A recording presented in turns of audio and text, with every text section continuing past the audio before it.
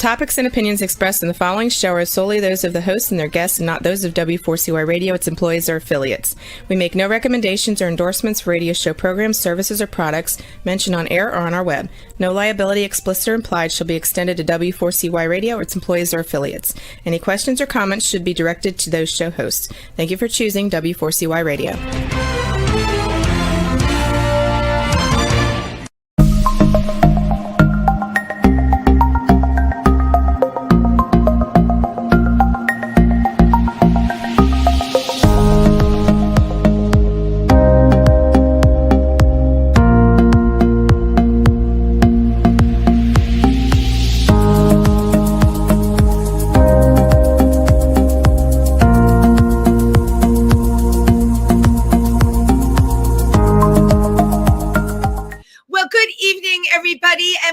To Triversity Talk. I'm Wendy Stewart. I'm here with you. It's Wendy on Wednesday. I don't know why I say that every week, but I do. I am very happy. Okay, it is spring and flowers are bursting out all over, even though today was like unseasonably cool in my book. You know what? I'm all about springtime. And speaking about springtime, if you are watching this show, we are based out of, Triversity is based out of Milford, Pennsylvania, but we service the tri-state area. That's New York, New Jersey, and Pennsylvania. I am coming to you live from New York because that's where I am during the week. But Triversity, the Pride Center, has a couple of cool things coming up that I wanted to share with you. Of course, we have our game night coming up, but this Saturday, we started a new fun program. It's called Traipsing with Triversity, and it's hiking, right? Who wouldn't love, it's not hardcore hiking. It's just getting out. We have wonderful trails in the Pennsylvania area. So yeah, we hope you'll join us. And my biggest announcement about Triversity, besides all the great things they're doing, we now have started a newsletter. So if we have your email, please sign up because the newsletter is great. It has all of the events that we have coming up. And that way you can really stay on top of things. I know all of us get bombarded with so much stuff, but I love our new newsletter because it's very easy to read. The flyers on it are very, very attractive. And yeah, it's all good. Tonight, while we are broadcasting here, what is also going on is we're having a school board meeting at Delaware Valley High School in Milford, Pennsylvania. And I'm sure you read about it or hear about it later. That's all I'm going to say on that. So without further ado, I have a wonderful guest on tonight who I met at Pangea in the city at the bar. Yes, I meet a lot of people at that bar, and I meet a lot of people that are great guests on my show because it's a good cross-section of people that come in there. They're all interesting and interested, and they have something to say. Our guest tonight is a queer activist. He defines himself as an artisan and an activist. I totally love that. He originally hails from Oklahoma. It seems like everybody who is coming to New York like a magnet, they come from somewhere in the Midwest. We are a vortex in New York City. But I'm very, very happy to welcome Sean Stefanic. So put your hands together. Yay. Thank there you. You are like magic. I'm telling you, I just love when that happens. Love it. How is your night going this evening? Good night. Yeah, very nice, very pleasant. Like you said, a little bit windy this week, but that's okay. It's still beautiful out, and I'm looking forward to warmer weather for sure. So well, aren't we all? Because there's so much going on in the streets these days, aren't there? I mean, yeah, a little too much. Yeah, a little too much going on in the streets now. I know, and I can talk about this with you. There's supposed to be another protest on Saturday in New York City. Yes. Yeah, a big one. And yes, believe it or not, we have one in Milford, Pennsylvania. Again, the last one we had I was not able to make it. I was with the Imperial Court that night doing our big event, but the one in Milford had between 300 and 400 people at their hands-off rally. And this one, which is sponsored by Delaware Valley Action on Saturday, and of course, Triversity will be involved in that. I expect there'll be a big turnout, and I should be able to be at that one, which is good. So listen, we are all trying to do our part to get out there and say, what was that movie? I'm mad as hell and I'm not going to take it anymore. It was Network. Network. Network. Okay.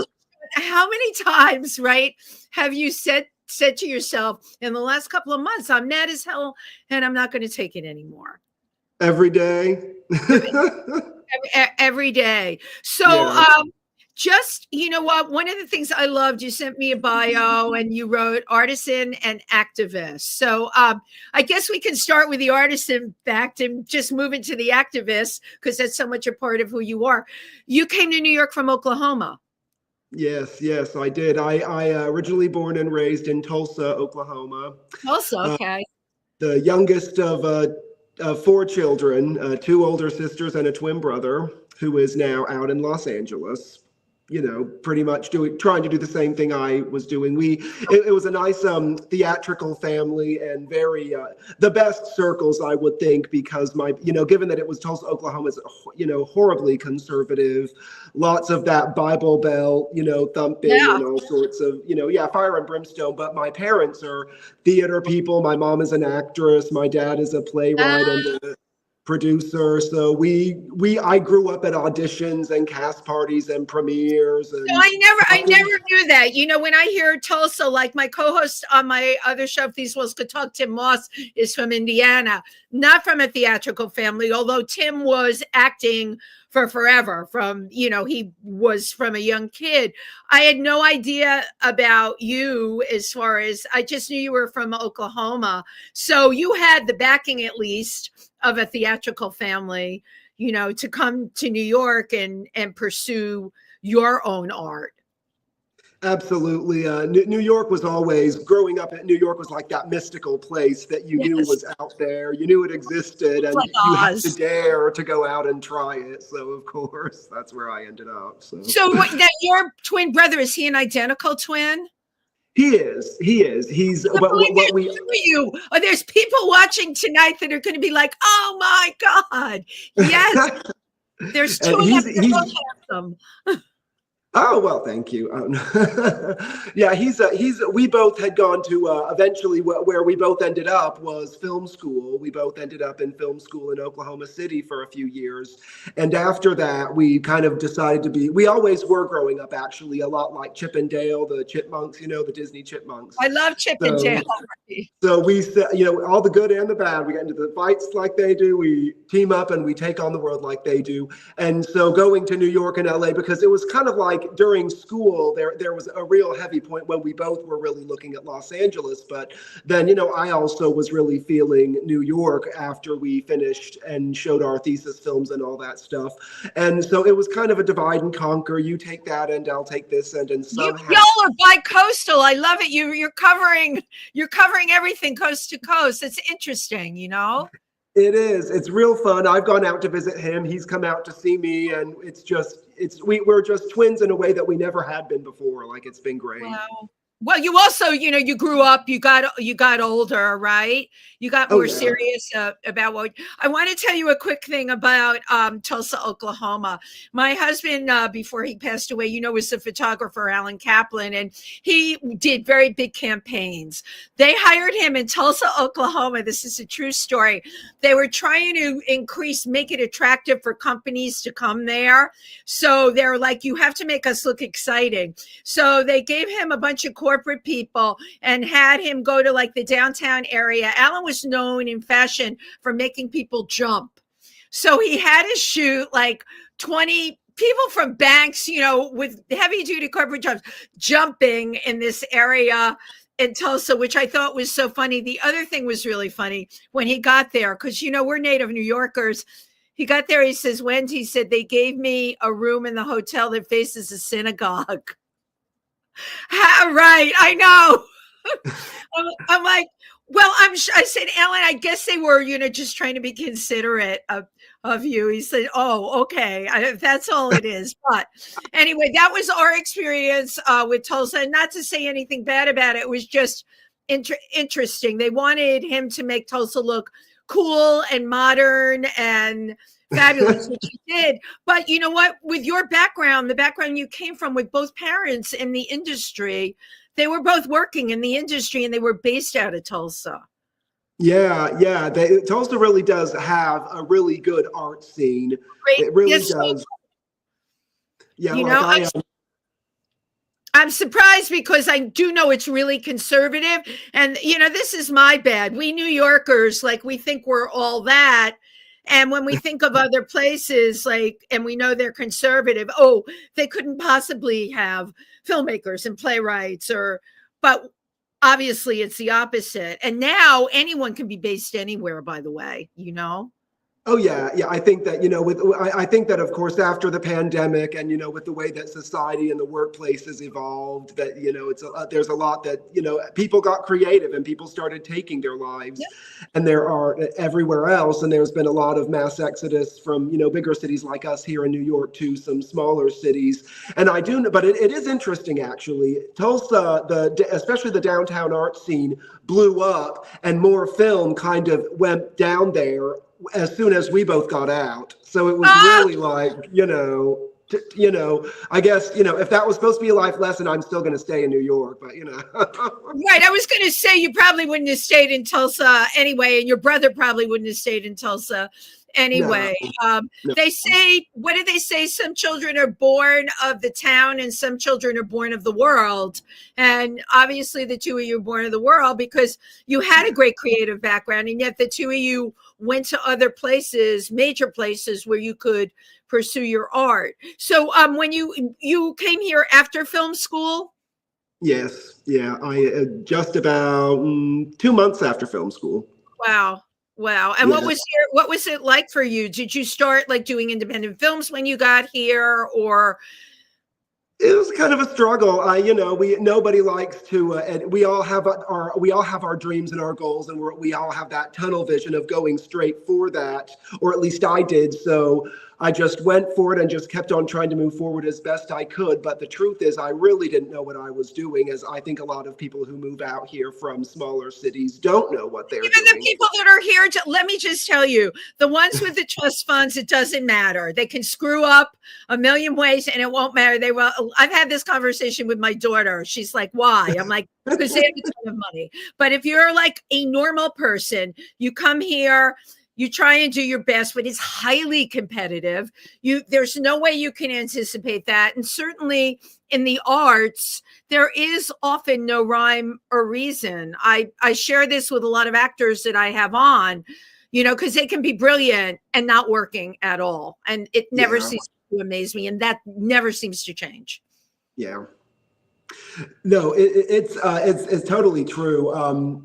It was like Tulsa was a fun time. My brother and I were both pulling in 4 or 5 shows a year at one point. So it was a fun, constantly auditioning, constantly. Well, you were the twins. They were like, let's get those twins in here. Yeah, there was and eventually though too, we both started branching out and doing, we weren't doing the musicals all the time. It was like, he's going to do this show at that theater and I'm going to do that show at that theater. And we didn't get in each other's way. So there had your own platforms. Yeah. At least it was nice to know that people were accepting of us as being our own people for the last. Well, I think with being a twin, and I've heard this from other twins, and certainly being an identical twin, that's real. It's very hard because, it's how people stereotype people, right? They look and they see the same face on two separate people, but you know what? You're branded by that. And you're also branded by the attributes you share as brothers. Yeah. And everybody always has that stereotypical vision of you as all moving the same and dressing the same. And, just look-alike outfit. Oh my God. That's like, and we're both just like, no, He likes heart. I like Susie and the Banshees. There's a very big difference in some of that kind of expression. Let's just start with Susie and the Banshees in the Cars then, right? Yeah, you're right. You are both of you have your own identity. But again, people stereotype, right? It's what we see on the surface. I go through that with people with pronouns, you know? Yeah. Like your pronoun could be he, but you might, you know what I'm saying? But I might not see you. So I have to constantly remind myself to use the he when the person presenting in front of me completely has what we call feminine features or even feminine attributes. And it's constantly going on in your head. The whole thing with pronouns, and we all talk about this a lot, you know, it's very easy if the person presents one way and you get that. But when they look completely different than the pronoun they want to be called, then it's like, you know, and for me, I just fall back on they. They has become my fallback. Yeah, I kind of do the same thing. I think like when in doubt, whip they out, and that's what I do. Wait, what is that? I love that. When in doubt. When in doubt, whip they out. I love it. I'm stealing that from you. My God. Go for it. That say that. So when you first came to New York, how did you get involved in political things here, or what made you want to do that? You know, even right before moving from Tulsa, you know, it was because we moved in 2012. So, of course, we were gearing up for the Obama second term. So that was going on. And there was always a part of me, I can speak for myself here, just say that there was always a part of me that wanted to be able to sit at the table and talk to people, politics, whether one-on-one or in a discussion, and know what I'm talking about. But, you know, it just always wasn't that easy for me. And even when I moved out here, I actually was here 6 years before I joined Gays Against Guns. And it was at that point that I also, through that, joined Rise and Resist. And the more I did, the more I just started paying attention to what people were saying and who they were talking about. And I just, now the politics is like, you know, everything I read, and it's, you know, total evolution right there, you know. Right. Well, now, you know, I had a lot of friends that weren't really, you know, again, I know people in Rise and Resist and Gays Against Guns, and I knew the people that quote unquote did that, right? I came out of the time of ACT UP, but once we got drugs to manage HIV and AIDS with ACT UP, there's still people that have a lot of the attributes of ACT UP, but that is an organization there. It just didn't fill the void anymore because thank God those drugs came out. But that was a very political time and people pushing back, and silence equals death. You know, that a lot of people don't know. Some of the younger people I've had on the show, they don't know where that came from. That came from Reagan completely ignoring totally and completely ignoring that people were dying. Again, it was not talked about. And it was spreading like wildfire. Yeah. It's, you know, and I have to say, I'm glad you brought it up because ACT UP was kind of the prelude. Actually, ACT UP is what it pushed me right into GAG. That's one of my favorite stories, is because shortly before I found GAG, I had just broken up with someone who I had gotten on PrEP so we could engage in things that couples do. And I, you know, since I was on this, you know, PrEP kick, I said, well, it was hard to talk about HIV and AIDS because Oklahoma has really bad education there, or did when I was growing up. So, you know, didn't know anything really. So when I decided I go on a path to try to do research and whatever, because I don't want to be afraid, but this is something I have to be responsible about. Well, you have to be responsible. Yeah. Yeah. So, and then I remembered the documentary a friend had suggested, How to Survive a Plague, directed by David France. And so I watched that and it blew me out of the water. That and the other documentary, United in Anger, or United in Outrage. I think it's United in Outrage. United in Outrage. Yeah, that was it. And I saw both of those, and, you know, my world, it's kind of like my world fell apart, but then also came together at the same time. I was completely broke down of everything I thought or had felt at that time, and immediately reconstructed to being more of the Sean who really who I need to be and who I was meant to be. Seeing my community as, instead of being the victims of society, we are the strong ones. We went out and did what we did. They went out and did what they did to get the medication to change the world, and they did that. And I have to tell you, I had never felt so proud to be a gay man and to be a gay man in New York City when I was learning all of this. And I love hearing that, because you were completely empowered at that point. The forerunners of all of that, Joseph Sonnabend, was one of the Dallas buyer drug doctors. So we weren't dealing the drugs in Dallas, they were up here. But we had an AIDS organization called Powers, Pet Owners with AIDS Resource Service. We took care of the pets of anyone that had HIV or AIDS, and we had 250 clients and 250 volunteers, and our clients would get on board with us and then get more animals. So Steve Kahn and his husband, Howard Greenberg, I don't see them anymore.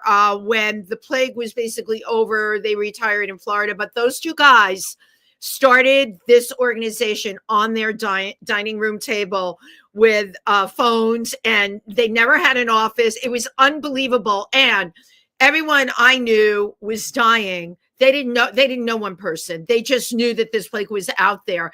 And that's incredible activism when you think about it's not affecting them personally, but this was happening and they knew it was so wrong and they had to do something, and they did. That's exactly. It's totally incredible. I mean, they, and with all of them, like you said, like the Dallas buyers, and there's just like the high cost of medicine that was going on. I know there was a lot of frenzy over that. And then you have these great grassroots, these grassroots, people from the village who have this like black market where they're passing and trading and all these drugs. And on top of that, they're also taking notes. What's working? What isn't working? I mean, there was one of them he was amazing. There were 4 doctors, I remember at the time, that were quote unquote off label. And my organization, even though we took care of pets of everyone, well, I also got to know who the doctors were, people would call me. They're like, I need to see someone. I'm like, great, go see this person. And those people never took ACT. And of course, they're still alive. Well, ACT killed so many people, and that's what they were. You know what? This is like, for me, it's like my arm was cut off during the AIDS epidemic, and it never grew back because it's something that will always be with me. For me, that was really the start of my own activism. But here we are again, Sean.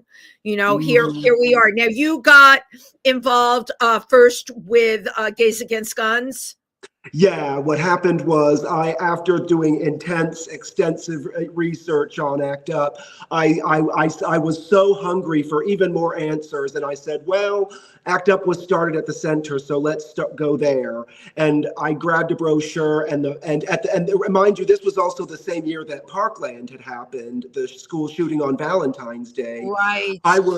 That's the other half of the story, is that I was beside myself, and was angry for months, and I didn't know what to do. So I go to the center and picked up this brochure, and the first thing I saw, Gays Against Guns. And what was this? This was Sunday, and the next meeting is this Thursday, August 2nd. I'm just going to have to go to that. And was absolutely perfect. And you're talking about the LGBTQ Center on 13th Street, right? Yes, absolutely. Yeah. Wow. And it was everything I needed it to be and more. I mean, and I'm still so close and in love with everybody there that I have known since day one.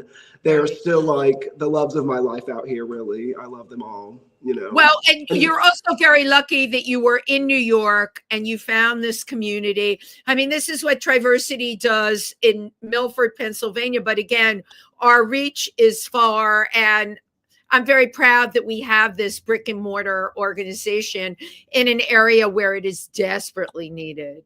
I always say in New York, you can find a gazillion people that are like you, that have the same beliefs as you, and you can all get behind each other. It's much harder, right, in the rural areas, in the Midwest, and places like that. And I think of the kids, like a bunch of people from our organization if not all of them. My whole board is at that school board meeting tonight. I'm the only one that's based out of New York during the week, but they're all there, and they all have on their T-shirts. And I'm so proud of all of them, like that they care, that they're involved, that what is going on is not acceptable to them. Absolutely acceptable.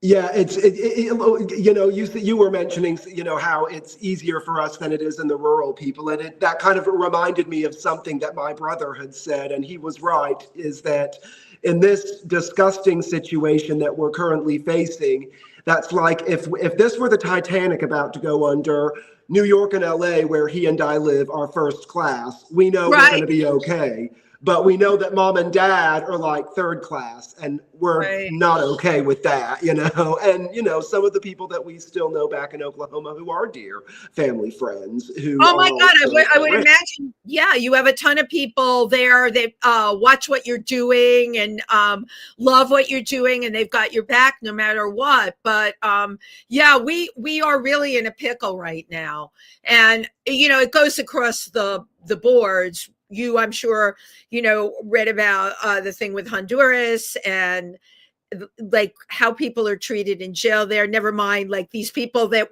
they want to send are citizens. Like when it starts to happen that they start to ship citizens out of their own country. This is really, really scary stuff. This is scary stuff. It's like, it's honestly, because we're there. We all know we're already there. There's no, we're almost there. The point is we are there, and it's only a matter of time before we start to see it happening to people like you and me. It could happen in a heartbeat. I mean, I never did write hateful things on social media because you never know where it's going to end up. And quite frankly, I don't use social media to be attacked. I use social media to advocate, educate, and entertain. But not everybody does that. And that's a bit scary, right? When your opinion's out there. I heard this from someone that was on one of my other shows, a musician, that she traveled to Europe and toured and then came back here. There were tours set up with musicians that like from the UK that were supposed to come here, and they were denied. Do you understand? I don't know enough about that. When did that happen?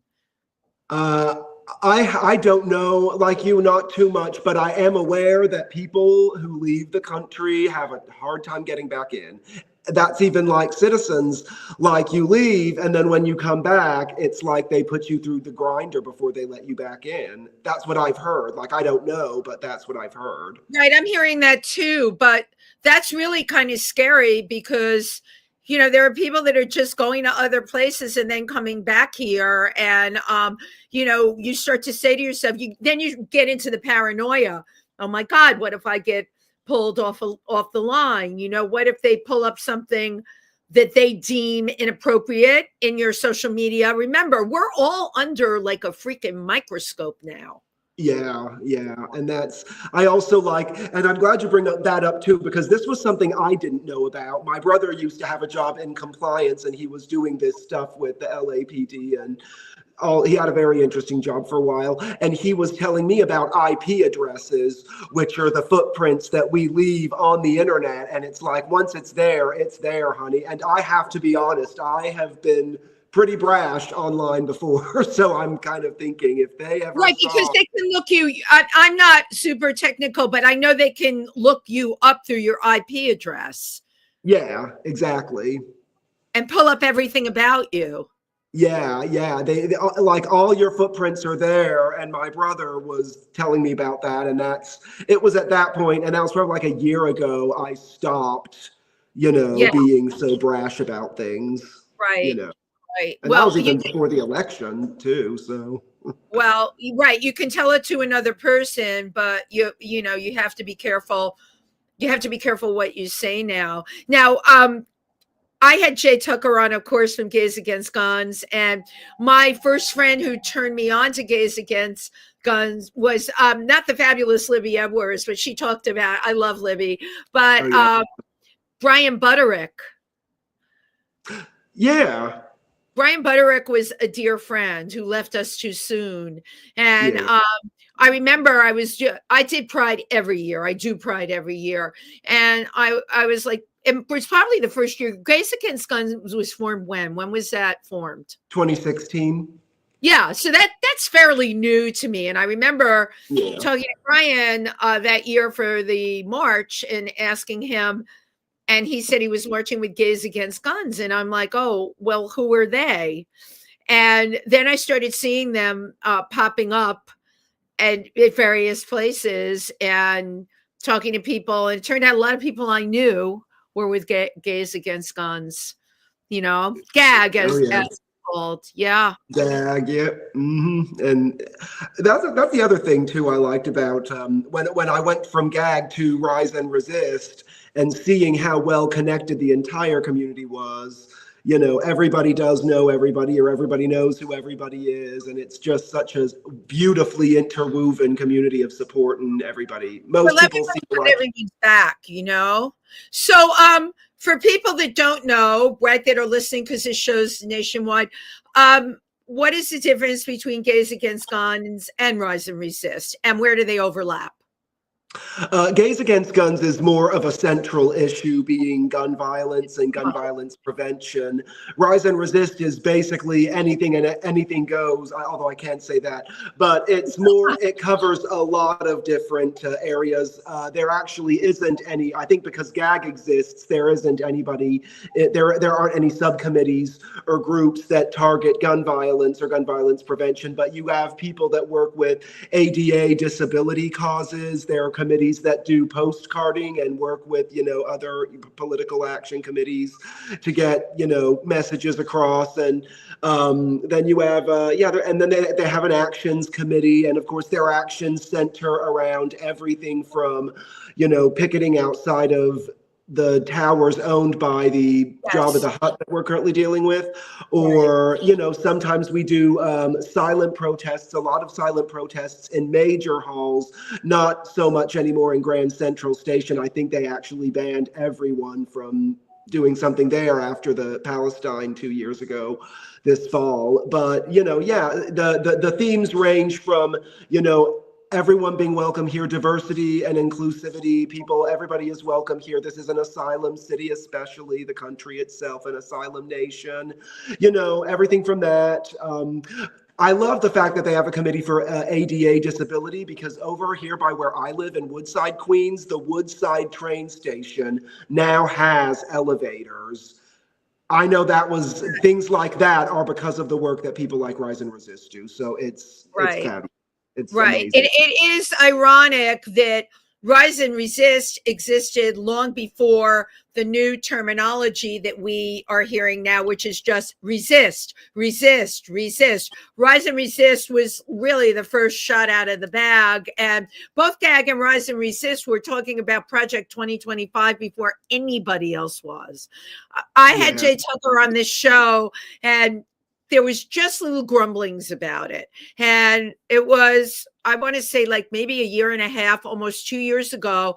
And that was all he talked about. And I only knew very little because I know people in these groups, but I never thought it as horrific as when Jay finished with me that night. And then I was Googling and I'm like, oh my God, the first thing I said is, if this is going to happen, this is huge.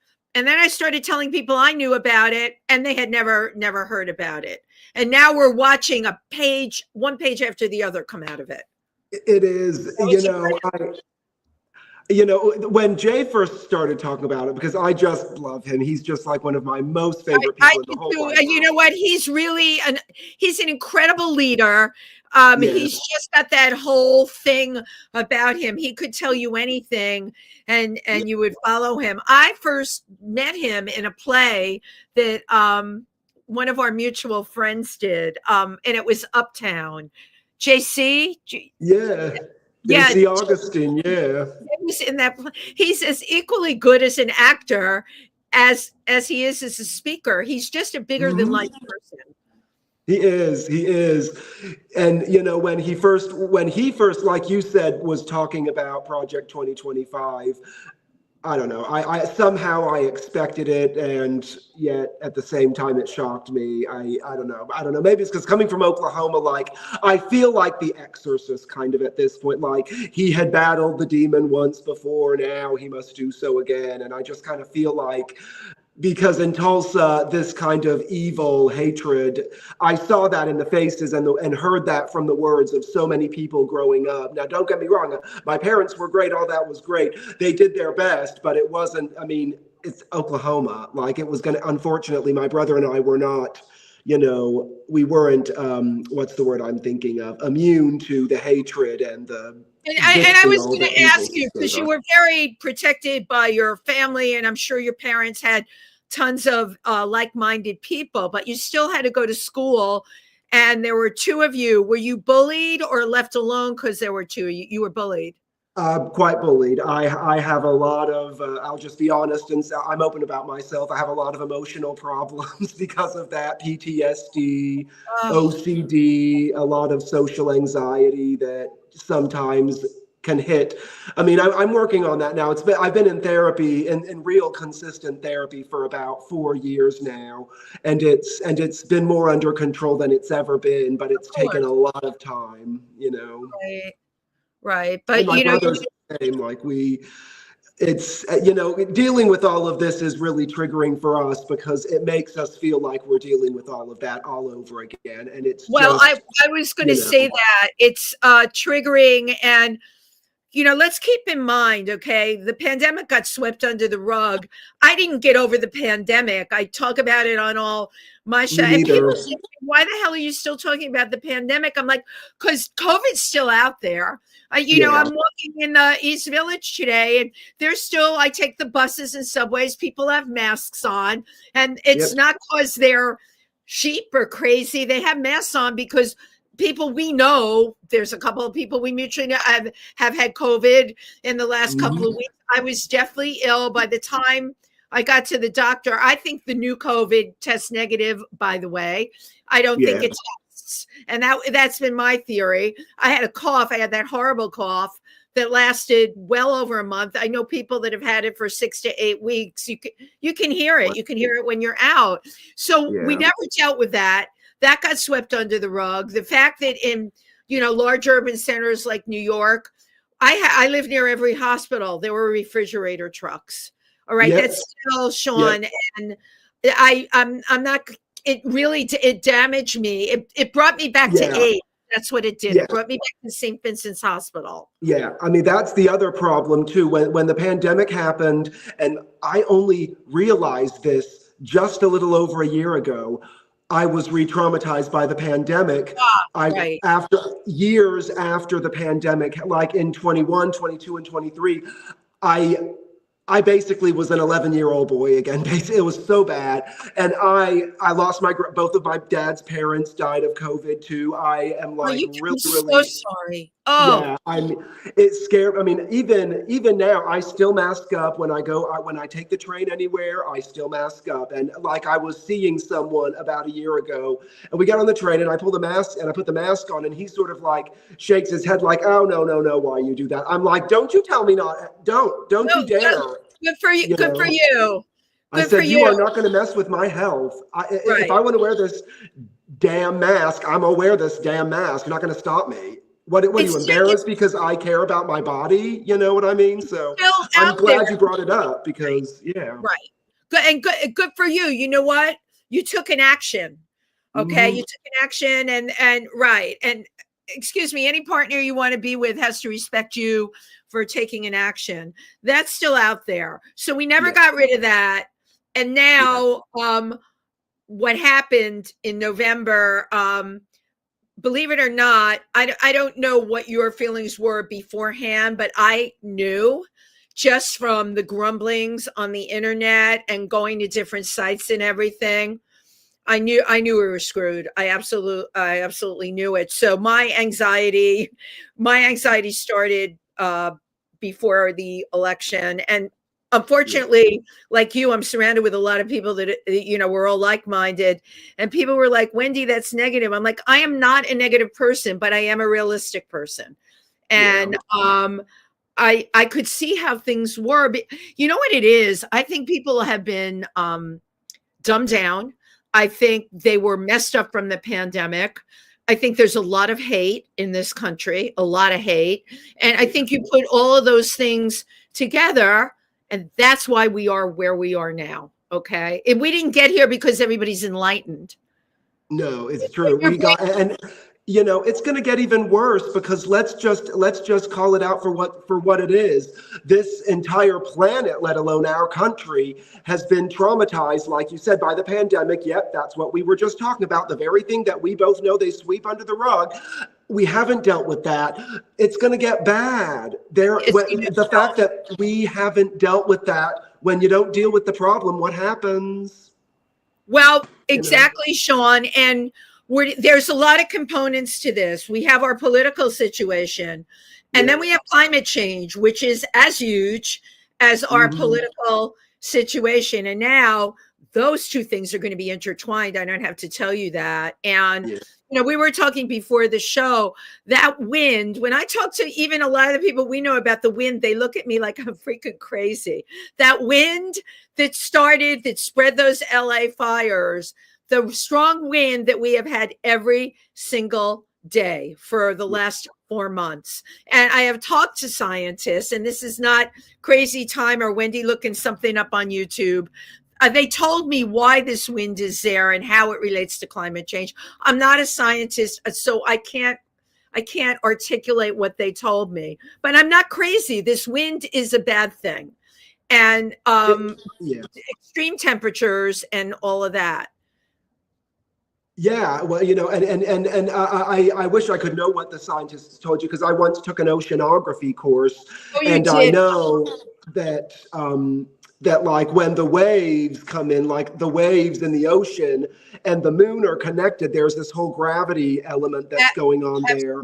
And so basically, you never know that something all the way up there and something all the way down here are connected, because this universe is like the ear, nose, and throat and the whole body, like it's all connected. We have to respect everything about it. And we're not, No, we're totally not. That wind has got to do with the warming up of the planet. That much I know. And it was explained to me scientifically how that happens. But we got a whole lot coming down the pike. So what do you do? What do you tell yourself to empower yourself every day? And how do you take news in? Like, what's your personal agenda with all of this? I always read my news right before I shouldn't, but I do. I take in my news before I go to work. And I do prepare myself by just remembering, because I get really emotional about it. Like, and from that other, my work day could be so bad if I get mad at something before I start. So I really do have to keep it. I've become very selective about what I read in the morning, because I know the day is going to be affected if I let that get to me in some way. But I'm never not reading the news. Even throughout the middle of the day, I'll pull my phone out, go to Yahoo for a minute. Yahoo's a pretty good place to get news. So I take a look at that, and I keep it, increments, not all at once. That is, by the way, exactly what I do, because I have to function. I'm out there. I do podcasts. I audition. I can't show up all messed up. And nobody wants to talk about this stuff except in our circles. So I take it off of my phone in the morning. And then when I'm on the subway, I'll look at it again. But the one thing I will tell you, including Yahoo News, all these news things, they aggregate it from other news sources. So, and they pump up the language, like if you, I check stock market because it's indicative of many things, right? And it's always stock market tumbles. I look at the language they use and pay attention to that. They use sensational language. Now, when you watch it on TV, it's even worse. The sensational language from the newscasters is like, oh my God, the world is. I know. It's like it is. There's no more honesty. It's all performance now. I've noticed that about everyone. It doesn't matter which side or what you're saying, whether it's the news or the weather. I don't like it. I don't like where we've gone with any of that. You know, I totally agree with you on that. But as long as you know, right, what you're looking for, you can stay informed. I do read news from other places. You know, the BBC, I'll compare the BBC to Yahoo. The New York Times has become more sensational than it ever was. And I want to say, shame on you, because Times Magazine section always had great articles in it. Now the news that comes through on your phone from the New York Times, like the daily stuff, you know, it could be from the Post, it could be from any of those places. They've sensationalized it. I wish people would stop doing that. Tell the truth. Is the truth so hard to say? Yeah, exactly. It's like they have this. It just, you know, what's the word I'm thinking? It gives them this like electric shock to just put it all up in that headline, you know, to try to really stump the reader, or really like, did you see this? Yeah, it is sad. You know, it is sad. I recently got contacted, and I thought it was, you know, more spam or just another site that I had unsubscribed from. It's called Nice News. And I started reading it, and they had this story about the elephants that surrounded their young when that earthquake there was an earthquake in on the other side of the world, and the adult elephant surrounded the baby. And this was a true story. I saw that. I saw that. Yeah. But that's what they have on Nice News. So I'm subscribed to it. And I also wrote to them today, and I said, you guys need to have a podcast, and I would love to host it. I did. That's exactly. So yeah, I'm on I need Nice News too. So Sean, my God, we're running down to the wire here. Like, so what's the plan? What's your plan? How is your plan to go forward and everything, and keep your head together? My plan is to, you know, never back down, but, you know, I'm doing it differently this time around. I'm definitely not like headbutting the situation like I did during the last time. Right. Of course, during the last time I found gag in the last 2 years of that particular situation. So I was right where I needed to be. I felt so safe, you know, and now here of course, this is a different situation, but I'm not going to stop. And as we had discussed earlier, there's a lot of really bad stuff going on with people and being deported from the country.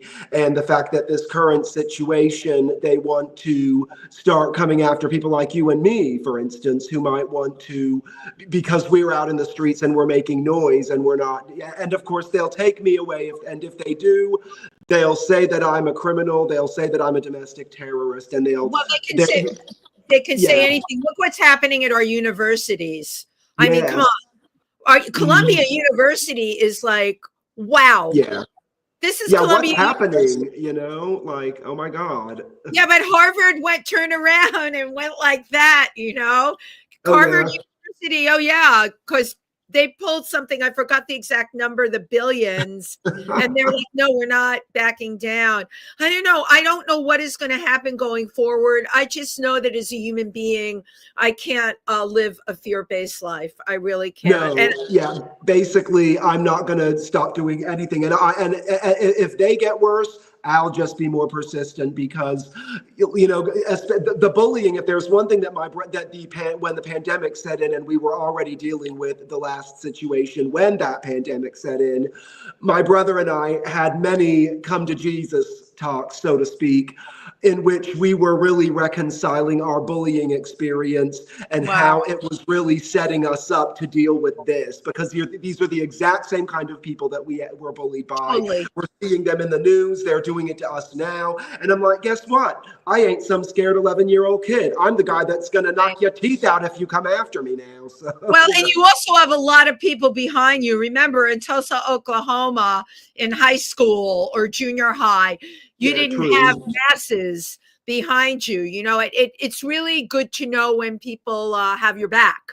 It is. I mean, as mad as I get, you can't keep me from smiling when I'm out there with all of my gaggers and, you know, the people you and I know. You know. Fellow gaggers. Well, I loved having you on the show. I'm glad we finally moved from the bar at Pangea to this podcast. And this has been wonderful. Nugget likes to say hi. Oh, the baby. Chihuahua. Well, I'm going to take my picture. I always take a picture at the end. Something to remember us by. A few. Cheese. Cool. Thank you, Sean, so much. I am sure I am going to see you at one of the events. Oh yeah, there, and thank you so much for having me. This has been a lovely time. Oh my gosh, I love hearing that. And you are a lovely person, but also thank you for everything that you're doing. And you're with a number of people who I know. They're all like wonderful, caring, empathetic people. That word empathy, I don't know what happened to it, but seems to be not in the language these days. No, I know. It's funny. There's that quote about Hannah Arendt said about the death of empathy it happens right before, the evil wave takes over or something, which I love that quote, not only because it's true, but because when about almost 20 years ago, I was in a production called Hannah and Martin about her and her love affair with a Nazi German guy named Martin Heidegger, who was also a professor of philosophy. So, it's like we're seeing this again, and it's just crazy. So, and life imitating art, imitating life, and there you have it. And thank you so much. I've had You're the best. And thank you to everybody who tuned in tonight. If you're celebrating Easter with the Easter Bunny, or you celebrated Passover, remember your family and friends. It might be alone, and invite them along if you're going on an Easter egg hunt on Sunday. And be well, everybody. See you next week. Bye-bye. Bye. Thank you.